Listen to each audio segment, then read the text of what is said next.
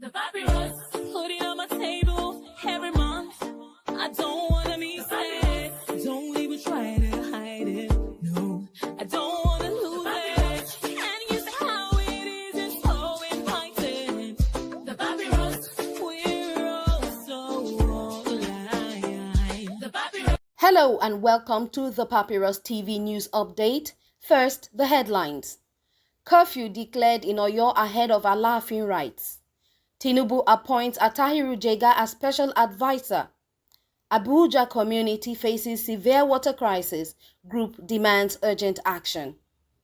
Kebbi State signs $2.4 billion deal for massive cement plant. PDP reschedules zonal congresses in 3 regions. Tinubu approves appointment of new chief medical directors. Atiku denies exit from PDP.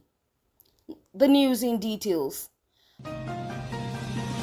The Office of the Chief of Staff to the Alaafin of Oyo has announced a daily curfew from 8 p.m. to 6 a.m., effective March 7 to March 29, to ensure the peaceful observance of the Oro Ikpebi rites, a crucial traditional process leading to the official ascension of Abimbola Abdulakim Owode I as the new Alaafin.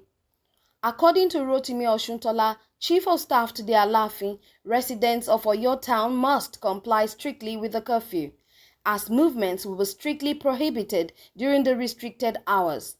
Violators will be arrested and detained until 7 a.m.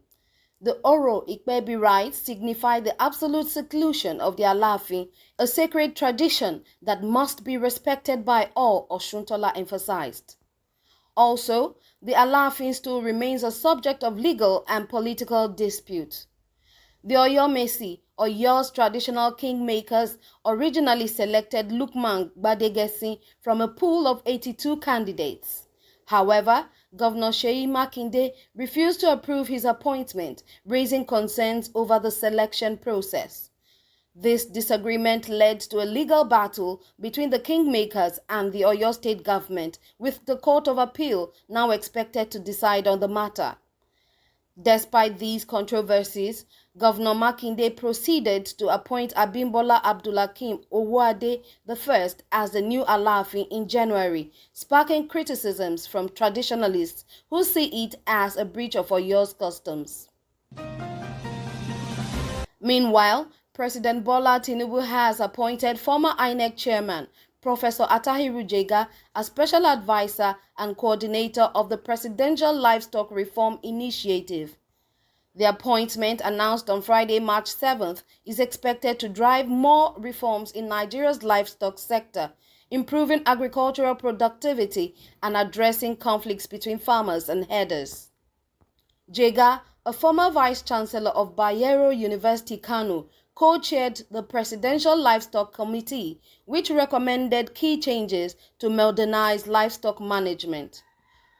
One of its major proposals led to the creation of a Federal Ministry of Livestock, now operational with a substantive minister. With Jega now leading the implementation of these reforms, the government aims to enhance livestock production, boost rural economies, and promote peaceful coexistence between herders and farmers. Jega, 68, is an internationally recognized figure in governance and electoral reforms.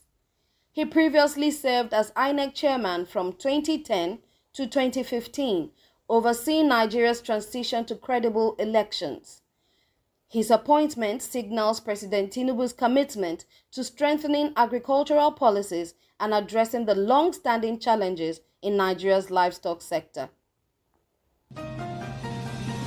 Continuing, residents of Shape community in Dutse Ward, Buhari Area Council, Abuja, are battling a critical water crisis, with over 1,500 people forced to rely on contaminated, stagnant streams for daily use. Civic technology group Monit NG has raised alarm over the dire situation, questioning why, despite the 1.147 trillion naira FCT budget for 2024, residents in the nation's capital still lack access to clean drinking water. According to Monit NG, the community's only borehole broke down 3 years ago and has not been repaired. As a result, families including children and the elderly risk severe health conditions such as cholera, typhoid, and diarrhea. The people of Shape community are suffering from neglect, yet the FCT administration has turned a blind eye. It is unacceptable that in the capital city of Nigeria, citizens are drinking from dirty streams like animals, Monit NG said in a statement posted on X. The group blamed government inefficiency, mismanagement of public funds, and misplaced priorities for the crisis. It called on the FCT administration to act immediately by repairing the broken borehole, providing new water sources, and improving sanitation facilities. In another development, the Kebbi State government has signed a $2.4 billion agreement with MSM Group for the construction of a 3 million ton per annum cement plant, a landmark project expected to create 45,000 direct and indirect jobs.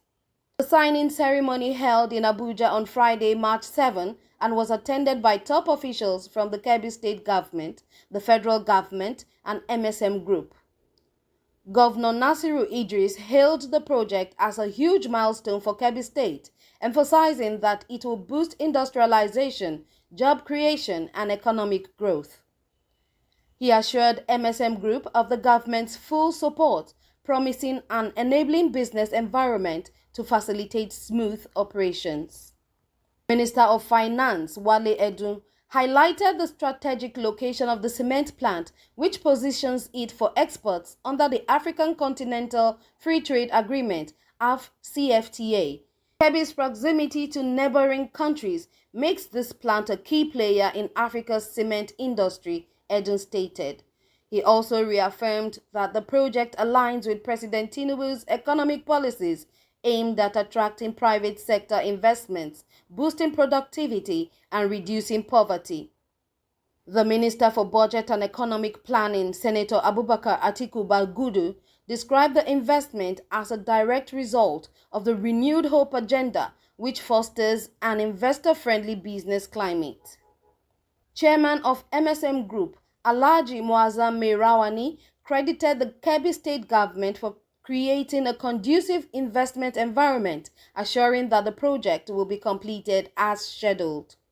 With strong backing from the federal and state governments, stakeholders are optimistic that this initiative will accelerate economic transformation and position Nigeria as a leading player in the regional cement markets.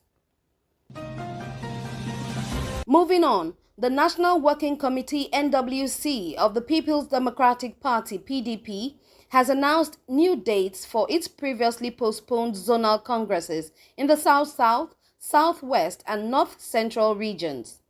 According to a statement by PDP National Publicity Secretary Debo Ologunagba, the congresses will now be held simultaneously on Saturday, April 12, 2025. Initially scheduled for March 22, 2025, the change is aimed at ensuring a smooth electoral process. The designated locations for the congresses are Port Harcourt in Rivers State for the South-South Zone, Ibadan in Oyo State for the South-West Zone, and Jos in Plateau State for the North-Central Zone. The primary objective of these congresses is to elect new zonal executive officers and national ex-officio members in line with the PDP constitution and guidelines. The NWC has urged aspirants, party stakeholders, members, the Independent National Electoral Commission (INEC), security agencies, and the media to take note of the new date and prepare accordingly. Furthermore, President Bola Ahmed Tinubu has approved the appointment of new Chief Medical Directors, CMDs, for several federal teaching hospitals and medical centers across the country. These appointments, which are for a 4-year tenure, are expected to enhance healthcare delivery and medical administration. The newly appointed CMDs include Professor Olusegun Sylvester Ojo for the Federal Teaching Hospital in Akure, Ondo State. A seasoned medical professional, Professor Ojo was the pioneer CMD of the Ondo State Specialist Hospital. Professor Yusuf Mohammed Abdullahi has been reappointed as the CMD of the Federal Teaching Hospital Gombe, following his outstanding leadership and contributions to the hospital's development. Dr. Dauda Abubakar Katagum, who previously served as acting CMD, has now been confirmed as the substantive CMD of the Federal Teaching Hospital Azare, Bauchi State. Dr. Ikrama Hassan has been appointed as the CMD of the newly upgraded Federal Teaching Hospital in Alaafin, Nasarawa State. A consultant physician, Dr. Hassan was the former medical director of Dalhatu Ibrahim Arab Specialist Hospital before its elevation to a teaching hospital.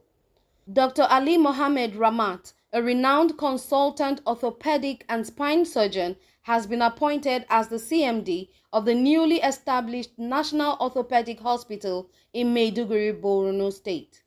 Dr. Haruna Abubakar Shehu, a consultant family physician, has been appointed as the CMD of the newly established Federal Medical Center in Kafanchan, Kaduna State. These appointments take effect from their respective dates of assumption of office.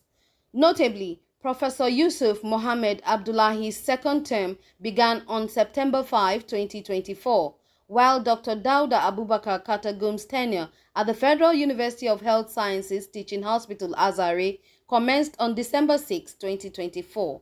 President Tinubu congratulated the newly appointed and reappointed CMDs, urging them to uphold professionalism, accountability, and excellence in their roles. He reiterated his administration's commitment to strengthening healthcare infrastructure and ensuring all Nigerians have access to quality medical services. Conclusively, former Vice President Atiku Abubakar has dismissed reports suggesting he is leaving the People's Democratic Party (PDP) ahead of the 2027 presidential elections. As the PDP's presidential candidate in 2023, Atiku reaffirmed his dedication to building a coalition of opposition parties to challenge the ruling All Progressives Congress (APC). Recent media reports claimed that Atiku was considering a switch to the Social Democratic Party (SDP) to prepare for the 2027 elections. However, in a statement issued on Saturday, 8th March by his media office, the former vice president categorically denied these claims. Describing the reports as false and misleading, Atiku's media office urged Nigerians to disregard them. It reaffirmed his commitment to the PDP while emphasizing his role in forging a united front among opposition parties to unseat the APC. We have noted that some news outlets are circulating unfounded claims that former Vice President Atiku Abubakar is abandoning the People's Democratic Party, the statement read. We wish to clarify that the notion of Atiku defecting to another party is entirely baseless and illogical. His commitment to building a grand coalition of opposition forces ahead of the 2027 elections remains unwavering. The statement also emphasized that the coalition includes the PDP as the primary opposition party, dismissing rumors that Atiku is seeking an alternative political platform.